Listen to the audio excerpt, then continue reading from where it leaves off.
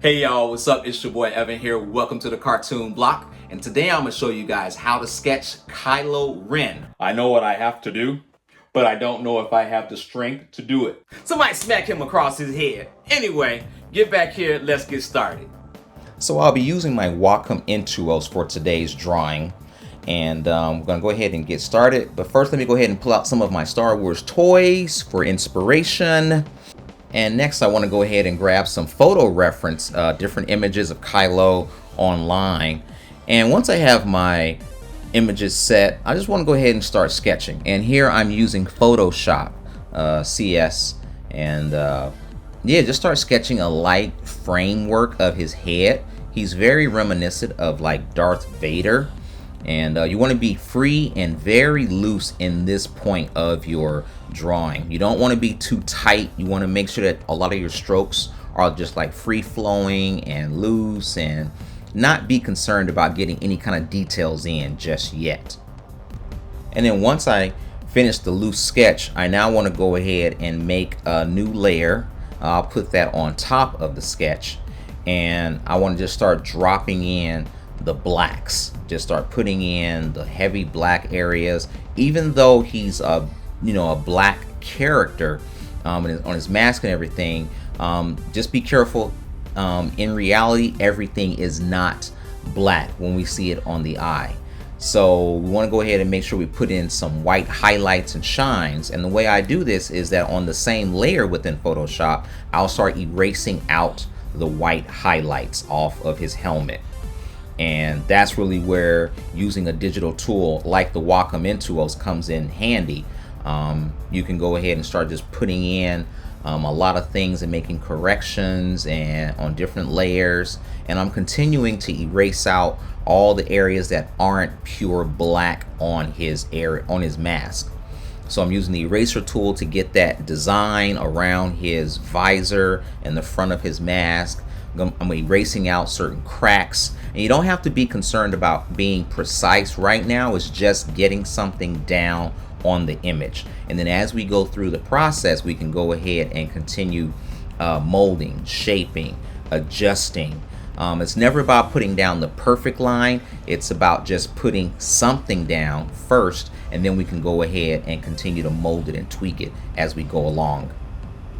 And once we get the rough layout of all the dark and light parts on his mask, I want to now proceed with putting in some of the hash marks around the gray areas on his mask. It's that gradation between the light part, which is the white section that we left blank and erased out, and between the black. It's like they call it half tones.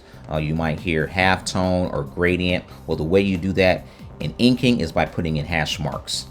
So now I want to go ahead and move on next to adding in like another mid-tone or half tone by using adding in a layer between my rough sketch and the top layer. It's going to be just putting in some grayscale rendering. You can put in, like I said, the black hash marks and or this grayscale rendering and things like that. So it's just a mixture of what your own personal preference is as an artist, and using the digital tools at your disposal nowadays with the tablets that are out there. Like I said, up here I'm using the Wacom Intuos mixed with your preferred digital drawing software like Photoshop or anything else, Clip Studio. This allows you to get in and put in a lot of details, zoom in, zoom out. As you can see here, I'm now using the rotate tool to kind of like adjust the drawing so I can get my natural flow with my wrist using the Wacom Intuos.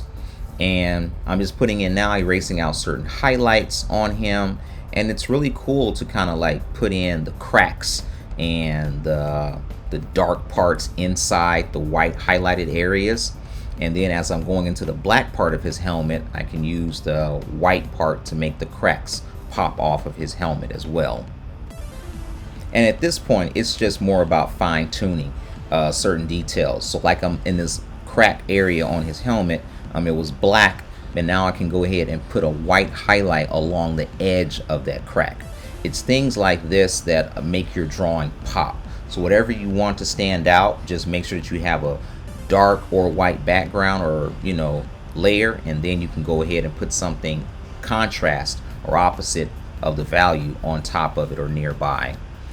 Like how I have the white highlights on the gray areas.